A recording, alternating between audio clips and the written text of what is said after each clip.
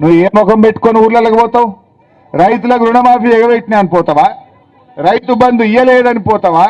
అన్ని పంటలకు బోనస్ అని మోసం చేసినా అని పోతావా? ఎవరిని ఉద్ధరించినవు? నీ 6 గ్యారంటీల్లో ఏ ఒక్కటన్నా అమలైందా అని నేను అడుగుతా ఉన్నా. ఒక్క బస్సు తప్ప అంత తుస్సే. ఆ బస్సులు కూడా సగం బంద్ పెట్టిండు. ఇది వరకు 4 ట్రిప్పులు వస్తే ఇప్పుడు 2 ట్రిప్పులు వస్తుంది. అవి ఆడోళ్ళు నిలబట్టి ఆపకుండా దూరం పోయి ఆపుతున్నట. ఆయనతో బస్సు ఆగకుండా అయిపోయింది. బట్ ఏది ఏమైనా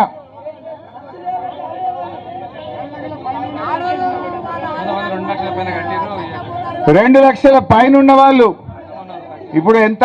ఈ ప్రభుత్వంలో ఒక శృతి లేదు. ఏమైందే? ముఖ్యమంత్రి ఏమన్నాడు? మీరు పైసలు కట్టుని తెల్లారే మాఫీ చేస్తా అన్నాడు. పాపం ఆయన మాట నమ్మి అగో మా రైతన్న చూపిస్తుండు. 3 రూపాయల మిత్తికి తెచ్చి 2 లక్షల మీద ఉన్న అప్పు కట్టేసిండ్రు. మరి రుణమాఫీ అయితే కాలే. అంటే దీంతో ఏమైంది? కొత్త అప్పు అయింది, రుణమాఫీ కాలే. ఇగో ఈ రైతు, ఓ రేవంత్ రెడ్డి నీ కళ్ళుంటే చూడు, ఇగో పాలకుర్తిలో మా రైతు 2 లక్షల మీద రుణమాఫీ చేసిండు. నువ్వే చెప్పినావు కదా 2 లక్షల మీద ఉంటే కట్టండి, తెల్లారి వరకు మాఫీ చేస్తా అన్నావు కదా. మా వాళ్ళు కట్టి నెల అయింది, ఇంకెప్పుడు చేస్తావు? చెయ్యి. నీకు చెవులుంటే, నీ కళ్ళుంటే ఇగో మా పాలకుర్తికెళ్ళి నిన్ను అడుగుతా ఉన్నా, 2 లక్షల మీద ఉన్న డబ్బు కట్టిన మా రైతులకు వెంటనే రుణమాఫీ చేయాలని చెప్పి రేవంత్ రెడ్డి గారు నేను ఈ సందర్భంగా డిమాండ్ చేస్తా ఉన్నా. ఆయన ఏమంటాడు? తుమ్మల నాగేశ్వరరావు ఇప్పుడే కట్టకుర్రా అంటుండు. 2 లక్షల మీద ఉన్న వాళ్ళు ఇప్పుడే కట్టకుర్రని మంత్రి అంటాడు. ముఖ్యమంత్రి ఏమో మీరు కట్టుర్రి నేను తెల్లారే ఇస్తా అంటాడు. ఎవరి మాట నమ్మాలి? మంత్రి మాట నమ్మాలనా, ముఖ్యమంత్రి మాట నమ్మాలనా? మరి కట్టిన వాళ్ళ పరిస్థితి ఏం కావాలి? ఇప్పుడు అయిన 30 పైసల వాళ్ళకు కూడా మోసమే. అయిన 30 పైసల వాళ్ళకు మిత్తి కట్టించిండు రేవంత్ రెడ్డి. మనమే మిత్తి కట్టినాం. డిసెంబర్ 9కి చేస్తా అన్నాడు, 15 ఆగస్టుకి చేసిండు. ఈ 6 నెలల 7 నెలల మిత్తి ఇలా రైతుల మీద పడ్డది. 1 రూపాయి లేకుండా మాఫీ చేస్తా అన్నావు, కానీ రైతుల మీద ఇలా మిత్తి అయి రైతుల మీద భారం పడ్డది. ఇప్పుడు 2 లక్షల మీద వాళ్ళ పరిస్థితి ఏంది? ఇప్పుడు బయట అప్పు తెచ్చి కట్టి రోజు కాడ మిత్తి పెరగబట్టే, బ్యాంకు వాడేమో మళ్ళీ కొత్త క్రాప్ లోన్ ఇయ్యడాయే, రైతు బంధు పడదాయే. నువ్వు మాఫీ చేయకపోతే ఈ రైతుల పరిస్థితి ఏం కావాలి?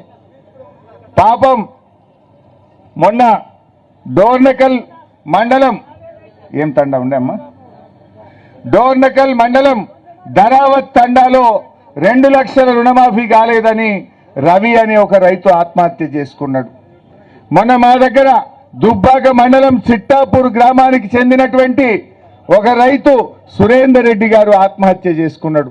సురేందర్ రెడ్డి ఎందుకు చేసుకున్నాడు? రేషన్ కార్డులో తల్లికి అప్పున్నది, నాకు అప్పున్నది, ఆ ఇద్దరిది కలిపితే 2 లక్షలు దాటింది. ఆ మీది పైసలు కట్టమంటే నేనేడ కట్టాలి? అప్పిచ్చేటప్పుడేమో పాస్బుక్ చూసి అప్పిచ్చిండ్రు, మాఫీ చేయమంటే రేషన్ కార్డు పెట్టి మాఫీ అంటున్నారు. ఈ తల్లి బిడ్డల మధ్య పంచాయతీ పెడితే పాపం సురేందర్ రెడ్డి అనే ఒక రైతు ఆత్మహత్య చేసుకున్నాడు. రైతులు చనిపోయినా ఈ రేవంత్ రెడ్డికి కనికరం లేదా? రైతు బంధు రాక 2 లక్షల మీద మిత్తిలకు తెచ్చి అప్పులు కట్టి బోనస్ లేక, ఒకవైపు అకాల వర్షాలు పడి పంటలు లక్షల ఎకరాల్లో పంటలు కూడా ఖరాబ్ అయినాయి. రైతులు ఇంత బాధలో ఉంటే ఈ రేవంత్ రెడ్డికి కొద్దిగా కూడా కనికరం లేదా అని అడుగుతా ఉన్నా. ఏమి రాతి గుండెనా అని అడుగుతా ఉన్నా. ఇలా రైతుల బాధలు చూస్తే రాతి గుండెలు కూడా కరుగుతాయి, ఆ రైతులకు సాయం చేస్తాయి. కేసీఆర్ ఉండగా ఆయనది రైతు గుండె, ఈ రేవంత్ రెడ్డి రాతి గుండె మోపైంది. మీకు ఎందుకు ఈ మాట అంటున్నా అంటే, మనకు కరోనా వచ్చింది 2 సార్లు.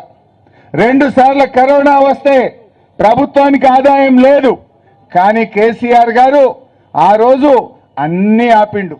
ఉద్యోగస్తుల జీతాలు ఆపిండు, మంత్రుల జీతాలు ఆపిండు, ఎమ్మెల్యేల జీతాలు ఆపిండు, కానీ రైతులకు మాత్రం టైం మీద రైతు బంధు ఇచ్చిండు కేసీఆర్.